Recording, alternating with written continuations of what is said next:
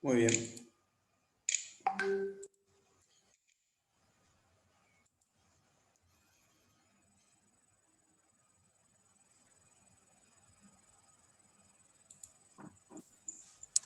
Bueno, entonces ahí vamos de vuelta.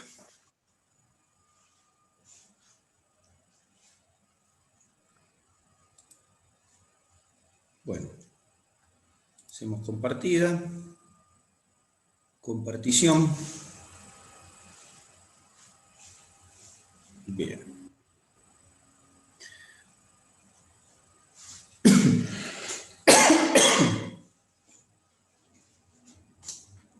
Bueno, entonces decía, nada, lo que me decía del incendio era que lógicamente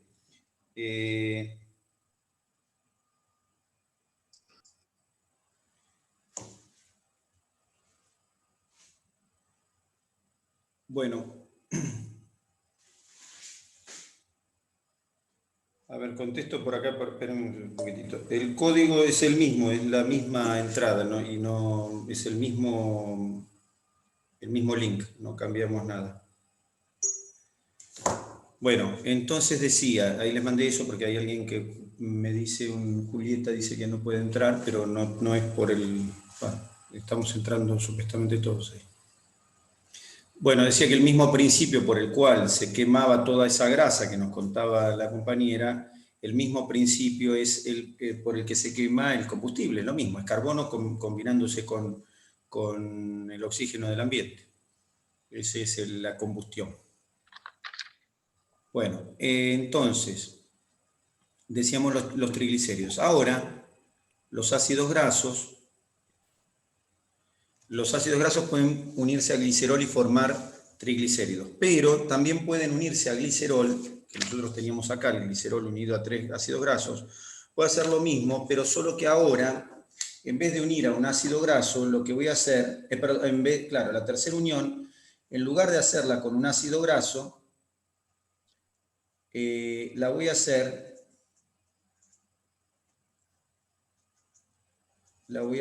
la siguiente unión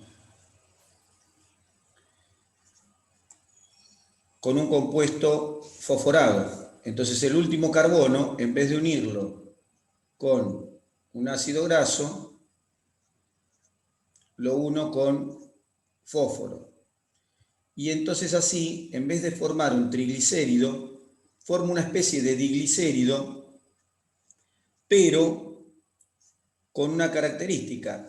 En vez de llamarle diglicérido, con un fosfato, uno el fosfato a un compuesto nitrogenado y entonces ahora le cambio el nombre y le llamo fosfolípido. Ahora les cuento, espere. No sé por qué no está compartiendo, pero debería estar compartiendo.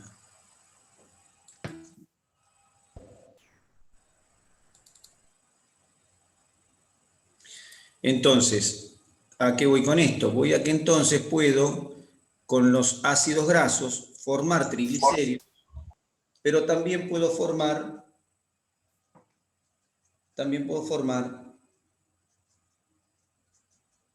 fosfolípidos. Entonces, en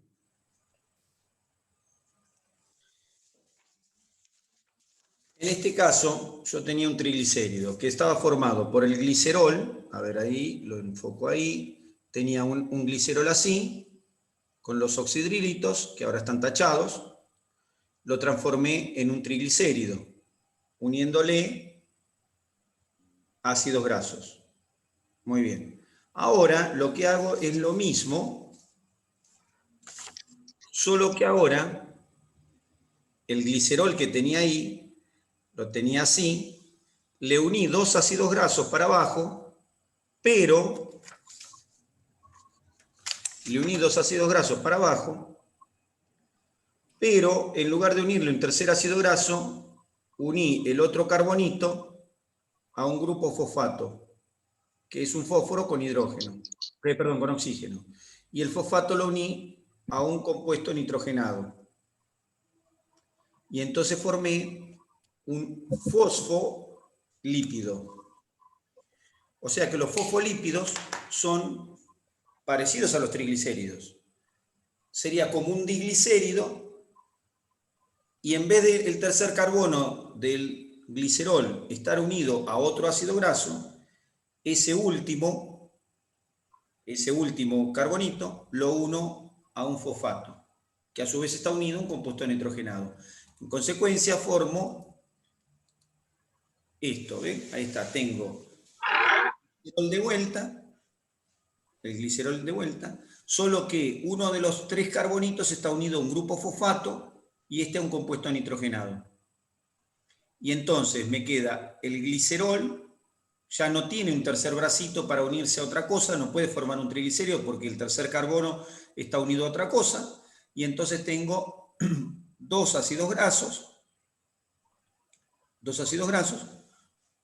el glicerol, el grupo fosfato y un compuesto nitrogenado. Y a eso le llamo fosfolípido. O sea que es un lípido que tiene un grupo fosfato y en vez de tener 3 cadenitas como un triglicérido, tiene solo 2. Esto es un fosfolípido. El fosfolípido tiene una parte, que es el fosfato con el compuesto nitrogenado, que se reúnen formando como una cabecita. ¿Está bien? Y luego se forman las colitas, que son los ácidos grasos. Entonces el fosfolípido tiene una cabeza y 2 colas. Y generalmente al fosfolípido, ¿cómo? Perdón, ¿y qué sería el compuesto nitrogenado? Se llaman bases nitrogenadas, es una base, se llama base nitrogenada, ¿está bien? Pero nosotros después, en todo caso, veremos base nitrogenada. No, no tiene importancia, es una base, se llama base nitrogenada. El compuesto nitrogenado es una base. Las bases nitrogenadas hay de 2 tipos, pero no importa, después vamos a ver bases nitrogenadas, ahora cuando veamos ácidos nucleicos, ¿de acuerdo? Pero en definitiva, el fosfolípido se representa así. ¿Y por qué se lo representa así? Se lo representa así porque es una cabeza con 2 colas. Nosotros ya vimos fosfolípidos representados. ¿Dónde vimos representación de fosfolípidos? En la membrana citoplasmática. En la membrana plasmática. Los vimos dibujados de naranja, cabecitas naranjas con colitas amarillitas. Eso vimos lo vimos todo el tiempo. Ya lo soñamos. Colitas de fosfolípidos con cabecita de fosfolípidos. La cabeza, gracias al compuesto nitrogenado,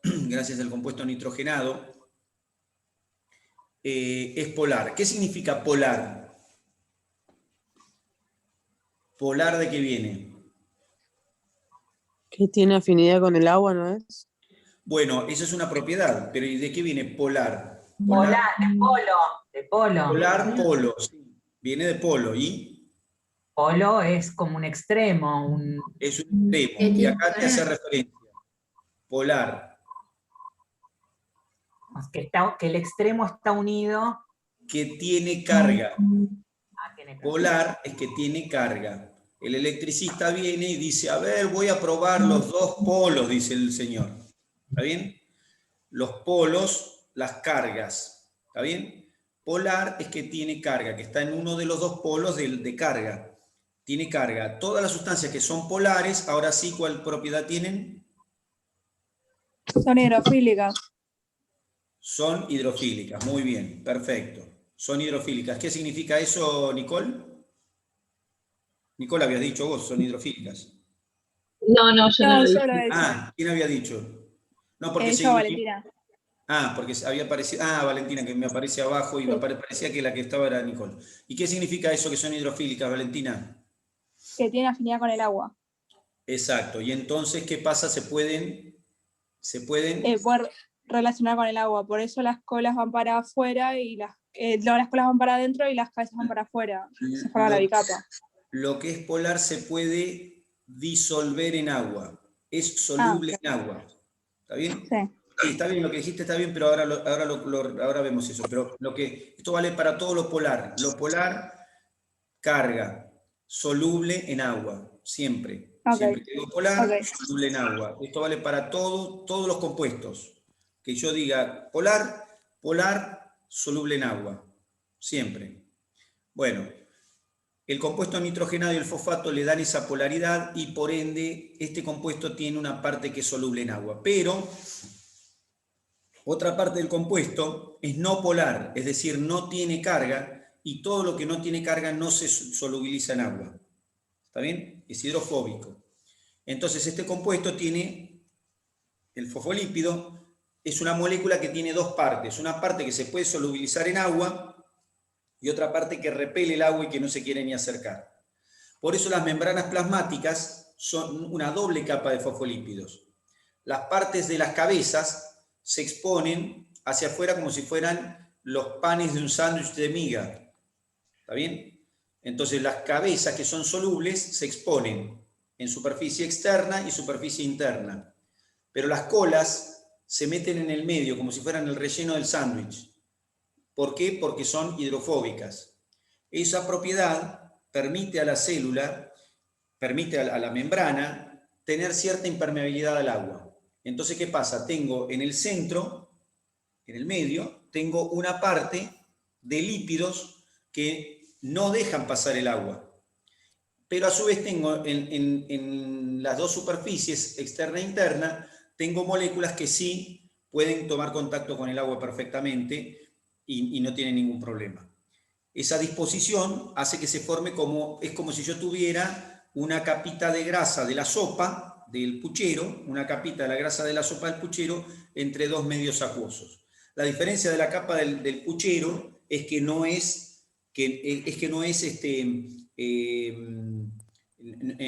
no tiene la capacidad de dejar pasar nada de agua. En cambio, la membrana plasmática sí puede dejar pasar agua en algunas circunstancias. Pero sacando esa diferencia, se nos forma una capita de grasa entre afuera y adentro, pero para que esa capita de grasa se pueda mantener siempre, está rodeada por cabecitas polares de los fosfolípidos.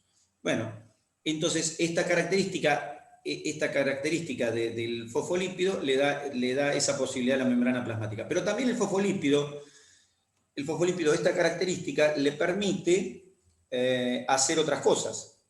Por ejemplo, puede solubilizar grasa, los fosfolípidos pueden solubilizar grasa en un medio acuoso. ¿Está bien? ¿Alguna circunstancia conocen ustedes en la que podemos solubilizar grasa en medio acuoso que ustedes conozcan, que se les ocurra de todos los días? ¿Ustedes solubilizan grasa en medio acuoso? ¿Y qué usan para solubilizarla? Cuando lavamos los platos, el detergente. El jabón, todo. Cuando se lavan las manos, lavarse las manos con jabón es utilizar sustancias como estas, ¿está bien? Que son anfipáticas y que tienen una porción polar y una no polar, y entonces la porción polar se disuelve en agua y la no polar se disuelve con la grasa que está en nuestras manos, por ejemplo, o en los platos, o lo que quieran ustedes, ¿cierto? Entonces utilizamos este principio de polar-no polar porque estas moléculas pueden formar estructuras como esta que les voy a dibujar acá.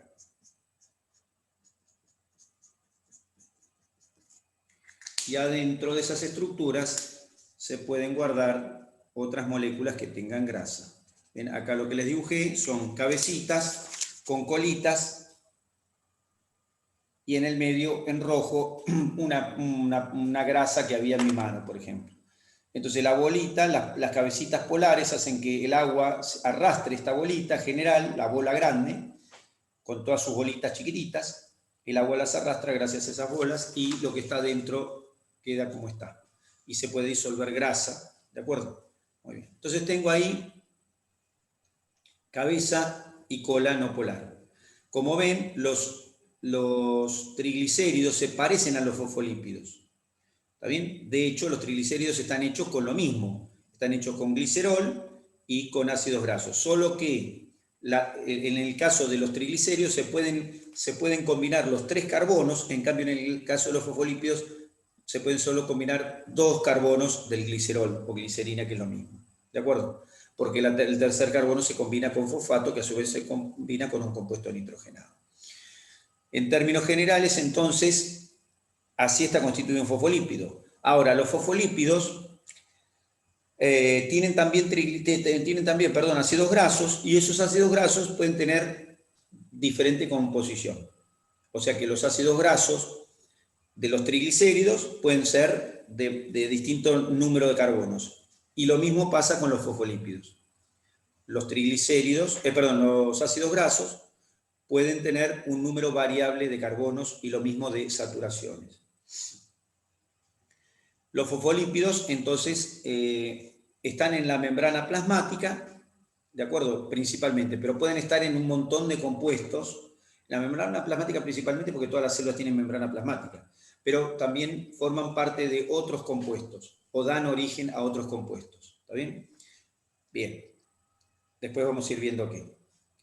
Fosfolípidos. Me queda una cosa más con los fosfolípidos, que en realidad está al final, pero que ahora está en cuarto lugar, pero yo lo voy a mencionar ahora.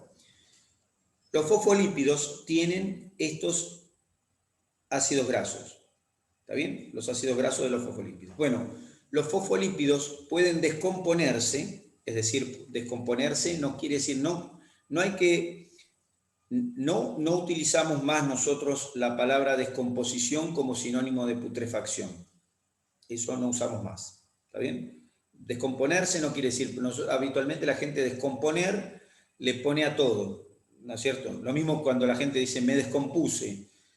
Yo le digo, me descompuse, llame al service, qué sé yo. ¿Qué le pasa? Porque descompuse, hay gente que dice, me descompuse porque tuvo diarrea, me descompuse porque le bajó la presión, me descompuse porque le subió la presión, me descompuse porque tuvo un infarto, me descompuse porque, no sé, todo es me descompuse. Claro, está bien, no está mal en realidad, en términos generales, pero nosotros tenemos que ser más específicos. Y acá en la química, lo bioquímico, descomponer no es sinónimo de putrefacción. La putrefacción es un tipo de descomposición, o podríamos considerarla como un tipo de descomposición. Descomponer es simplemente desligar algo que está compuesto. Como desarmar. Descomponer. ¿Cómo? Como desarmar. ¿Cómo desarmar? Descomponer. Componer es poner los compuestos, ¿sí? Componer algo, hacer un compuesto de cosas. Un compuesto es la sumatoria de varias cosas armando algo en común. Eso es una composición, ¿no? Nosotros le llamamos descomponer a lo contrario. ¿Está bien? Descomponer. Entonces, cuando yo diga componer, no tiene que pasar en la cabeza putrefacción porque son cosas diferentes. La putrefacción puede ser, tiene fenómenos de descomposición, pero tiene fenómenos que no son de descomposición. La putrefacción. ¿Está bien? O sea, hay fenómenos de descomposición en la putrefacción, pero también hay fenómenos de composición de otras moléculas. En este caso hablamos de descomposición. Entonces, cuando un fosfolípido se descompone en sus componentes, entonces puedo obtener el fosfato, los compuestos nitrogenados y el glicerol por un lado y el ácido graso por otro. ¿Está bien? Bueno, los fosfolípidos pueden descomponerse y dar origen a unas moléculas lipídicas que se llaman icosanoides, como está escrito acá abajo. Hay icosanoides, o también se llaman eicosanoides, con la E o sin la E, lo mismo. Icosanoides o eicosanoides. Los icosanoides o eicosanoides, a mí me gusta más decirle eicosanoide, pero bueno, lo mismo. Si ustedes ven icosanoide y eicosanoide es lo mismo. Los eicosanoides entonces son derivados de fosfolípidos. O sea que también son sustancias lipídicas, derivan de los fosfolípidos, derivan de los ácidos grasos de los fosfolípidos, esos eicosanoides tienen diversas funciones en el organismo. Generalmente tienen funciones de señalización. ¿Está bien? Los eicosanoides, que ahora les nombro los 3 grupos de eicosanoides que hay en nuestro organismo, y más adelante vamos alguna vez a nombrarlos. Los eicosanoides son los tromboxanos, las prostaglandinas y los leucotrienos. ¿Está bien? Entonces, cuando uno dice leucotrienos, prostaglandinas y tromboxanos, que de cada uno hay distintos, por ejemplo, prostaglandinas hay diversas. Las prostaglandinas se denominan con una letra y un numerito. Entonces tengo prostaglandina G2, I2, E2, que hay varias. Bueno, prostaglandinas. Los leucotrienos también se denominan con letras, por ejemplo, el más común de todos, el B4, ¿está bien? Leucotrieno B4, y los tromboxanos también se denominan con una letra y un numerito, el más común el tromboxano A2, pero son grupos de moléculas, pero todas derivan de lo mismo. ¿Derivan de qué? De los fosfolípidos de la membrana plasmática. O sea, derivan de los fosfolípidos de la membrana plasmática, derivan de fosfolípidos, que están en la membrana plasmática, pero podrían haber estado en otro lado, pero están en la membrana plasmática, pero bueno. Entonces, los eicosanoides también son lípidos derivados de fosfolípidos. ¿Está bien? O sea que ahí tengo... ¿Esto a qué viene a cuento? Viene a cuento que entonces triglicéridos... Profe, ¿sí? no, le quería hacer una pregunta. Recién mencionó a los tromboxanos. ¿Eso no tenía algo que ver con las plaquetas y eso? Sí, tiene que ver. Pero ¿a qué venía? ¿Y por qué por qué dice que están en la membrana plasmática? Yo tenía entendido que eran como más de la parte sanguínea y cuando uno se hace una herida y... Bien, ahora vamos a la pregunta está bien. Ahora vos decís están en las plaquetas, los tromboxanos. Efectivamente, las plaquetas tienen gránulos con tromboxanos. Y mi pregunta sería, esos tromboxanos que están adentro de los gránulos de las plaquetas y que también se forman en el momento, ahora lo vamos a ver, pero vamos al de los gránulos, para que están en granitos dentro de las plaquetas, dentro de bolsitas. ¿Cómo llegaron ahí? ¿De dónde salieron? ¿De la membrana? Salieron de fosfolípidos de la membrana de la célula cuando la plaqueta todavía no era plaqueta, cuando la plaqueta era un megacariocito, pero además la plaqueta en su membrana tiene también fosfolípidos y a partir de ellos también fabrica tromboxanos, porque la plaqueta es una membrana como cualquier otra célula. O sea que estos lípidos pueden estar en la membrana plasmática y después, digamos, formar parte de otras estructuras. Están en la membrana plasmática, están siempre en la membrana plasmática y a partir de un proceso que se llama activación, que se produce por señales que están en algún momento determinado, la célula se activa y dentro de la activación que se produce en la célula, una de las cosas que sucede es que se activa una enzima que se llama fosfolipasa A2. Y la fosfolipasa A2 degrada los fosfolípidos de la membrana y después por otra enzima que se llama ciclooxigenasa se transforma en estos eicosanoides. Pero originalmente estaba en la membrana, claro. ¿Se entiende? Gracias, profe. Sí. Pero no solo de las plaquetas. No solo de las plaquetas. En todas las membranas plasmáticas pueden fabricar eicosanoides. Todas las membranas plasmáticas, porque todas las membranas plasmáticas tienen enzimas para hacerlo. ¿Está bien? Bien, dependerá del estímulo que reciba la célula para poder hacer ese trabajo o no. Si la célula no recibe en toda su vida un estímulo para fabricar tromboxanos, nunca lo hará. Y si no, sí lo podrá hacer. ¿Está bien? Pero los eicosanoides estos, tromboxanos, leucotrienos, prostaglandinas, son derivados de fosfolípidos que mayormente están en las membranas plasmáticas. Muy bien, entonces lo que decía es, triglicéridos, fosfolípidos e eicosanoides, como ven, tienen el mismo origen. Es decir, la parte grasa del triglicérido, del fosfolípido y del eicosanoide está dada principalmente por cadenas de carbonos a los que le llamamos ácidos grasos. O sea que son los ácidos grasos lo que tienen en común los triglicéridos, fosfolípidos y eicosanoides. Son moléculas de distinta estructura final, de distinta función final, pero derivan más o menos de lo mismo, es decir, de los ácidos grasos. ¿Está bien? Es decir, no puedo fabricar triglicéridos, ni fosfolípidos, ni eicosanoides sin ácidos grasos. ¿De acuerdo? Bien.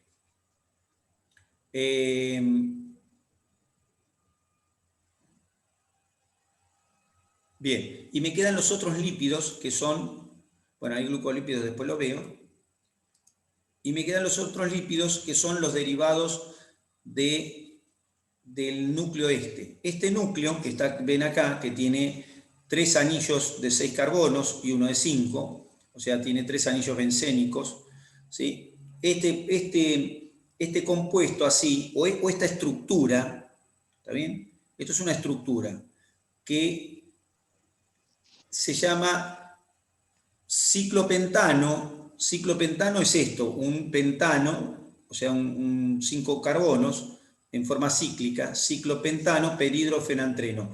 No importa el nombre específico ahora, pero no en bioquímica, pero esta estructura, los ciclopentanos perhidrofenantrenos, son los que dan origen a los esteroides, ¿está bien? A los esteroides de nuestro organismo. ¿Está bien? O sea que esteroide es todo lo que deriva de esto.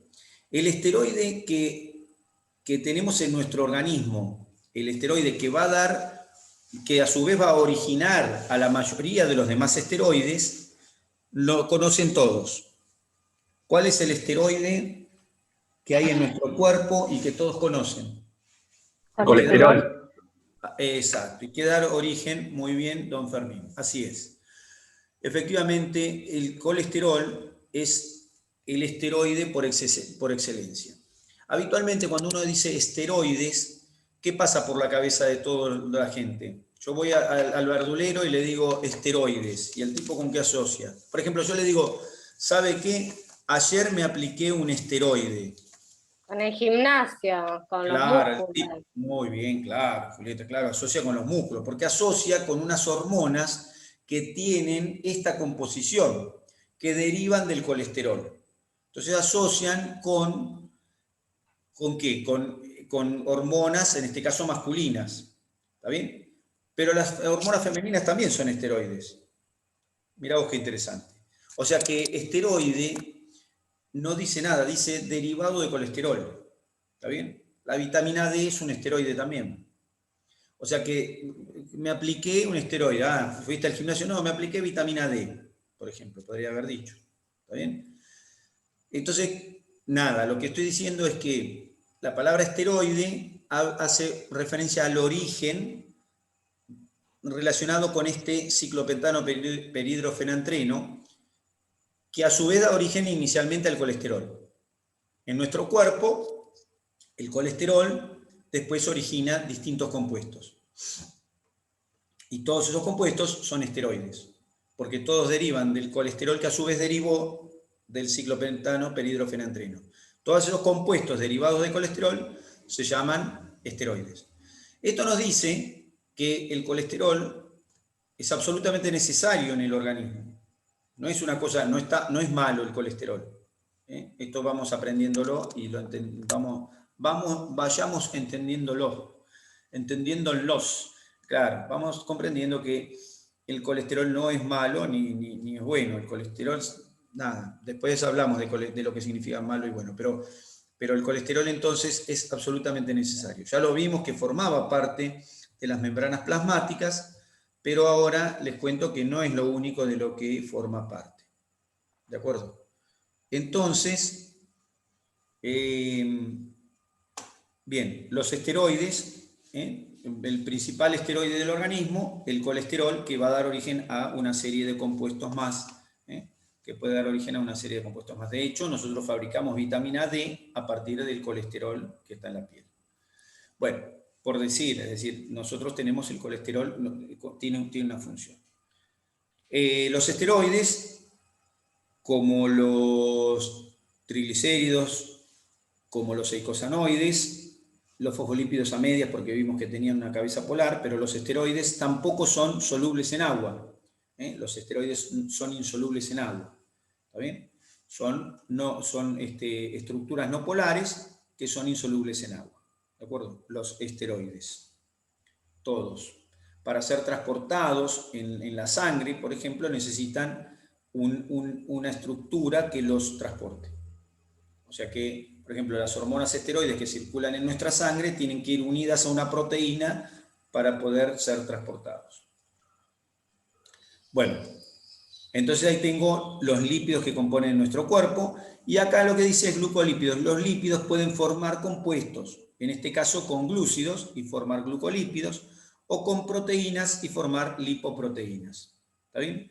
Las proteínas tienen proteínas que se llaman apoproteínas, dice acá, y acá están los lípidos que viajan en esas lipoproteínas, que son el colesterol, los triglicéridos y ácidos grasos. Y también acá faltan los fosfolípidos, por supuesto.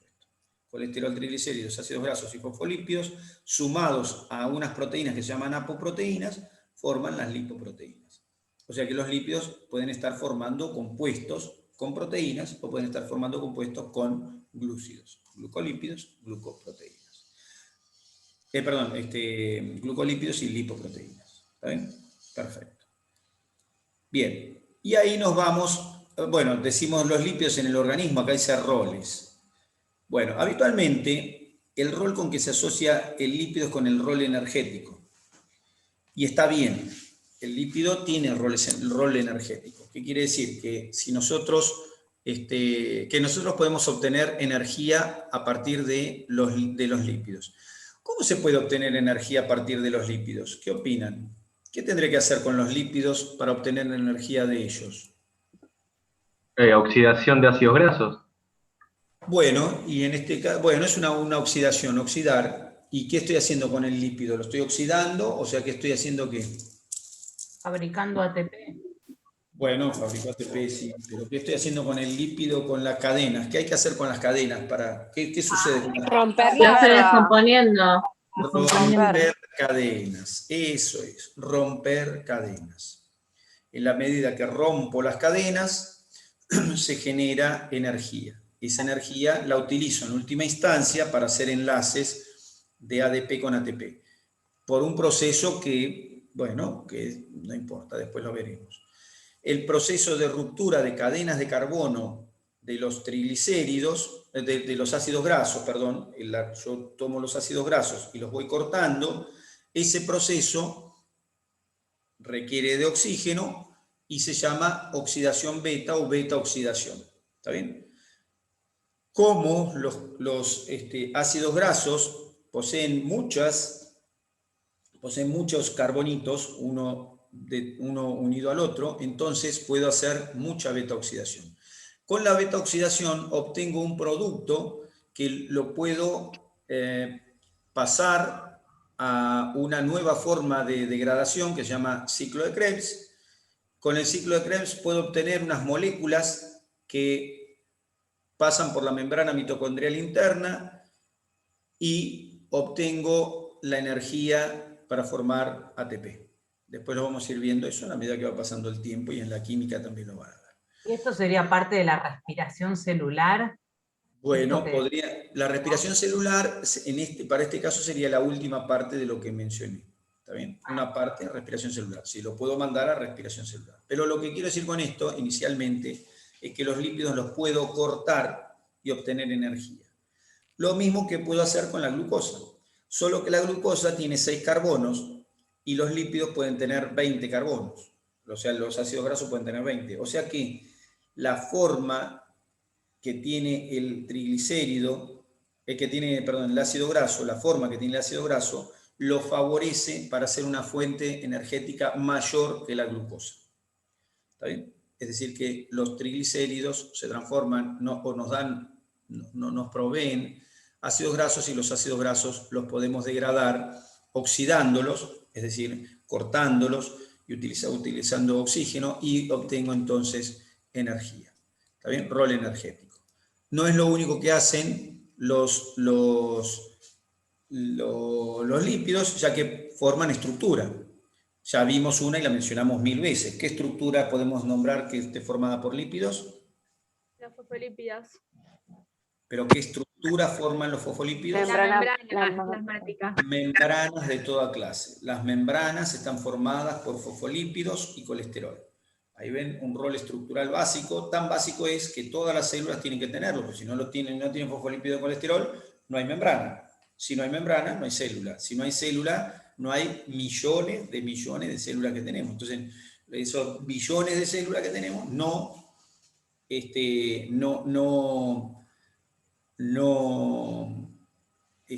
podrían formar. O sea que estructural, básico. ¿Está bien? Energía estructural. Faltan 5 minutos. Gracias, sí. Sí, ya lo pasé. Sí, por eso gracias. Ya está. Y sí, ahí veo los 5,38. Muchas gracias. Reserva nutricional tiene que ver con la energía, pero tiene que ver con la energía desde el punto de vista que no solo son moléculas energéticas importantes los lípidos, sino que además se pueden guardar con relativa facilidad. Entonces, como son estructuras no polares, no atraen agua ni se disuelven en agua y pueden guardarse como puras, cosa que no pasa con los glúcidos. Los glúcidos se disuelven en agua y para guardar glúcidos, cuando uno guarda glúcidos, se acumula el agua alrededor. De modo tal que las moléculas de glúcidos que se guardan ocupan mucho espacio. Ocupan mucho espacio. Es como si yo tuviera prendas que no se pueden doblar bien. Entonces esas prendas que no se pueden doblar bien, como bollo, entonces yo las puedo guardar en un ropero, pero necesito más ropero más grande.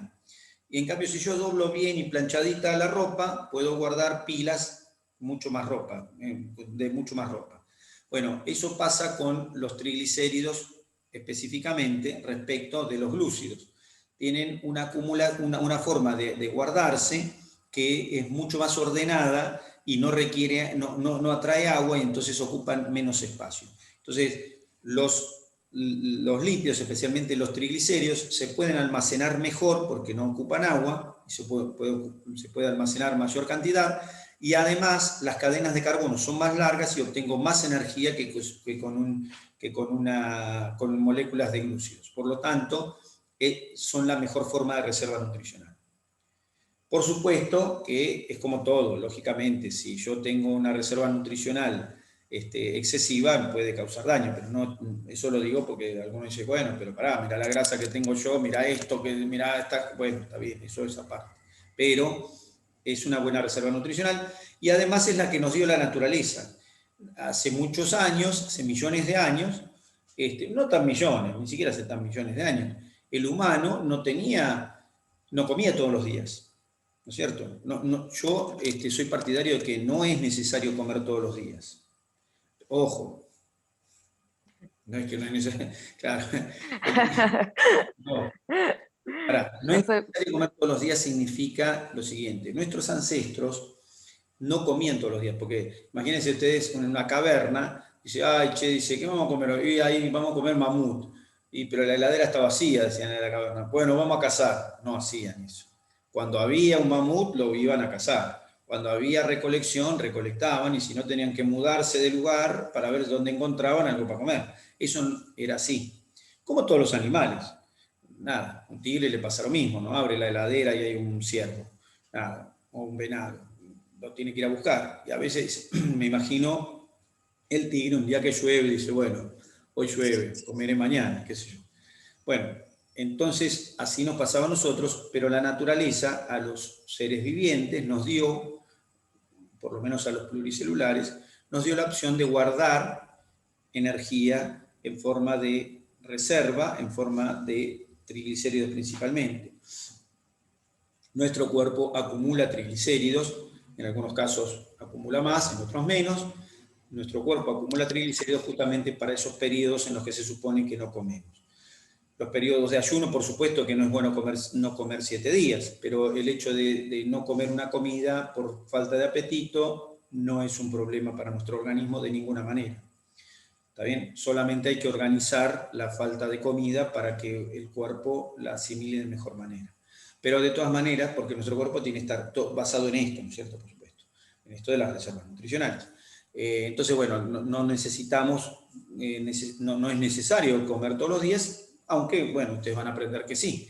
Pero la cuestión es que tenemos reserva nutricional. Y la reserva nutricional está representada principalmente por los triglicéridos, ¿está bien? Que se pueden guardar. Bien, después más adelante vamos a ir hablando más de esas cosas. Tienen función reguladora los lípidos porque los lípidos pueden formar, especialmente los derivados de colesterol y los derivados y los eicosanoides, tienen función de señalización, porque pueden formar hormonas que son sustancias que actúan como señal localmente o a distancia. Entonces tienen función reguladora porque tienen función de señalización los lípidos, ¿de acuerdo? Protección mecánica, por supuesto, los lípidos envuelven nuestros órganos y los protegen mecánicamente. Aislación térmica, también lo mismo. Protección térmica por envoltura de órganos, es decir, nuestros órganos están envueltos con lípidos para que tengamos una protección térmica y mecánica. Térmica en realidad es para que la temperatura corporal general se mantenga a lo largo del día, ya que nosotros somos homeotermos, es decir, mantenemos la temperatura todo el tiempo, la misma temperatura, independientemente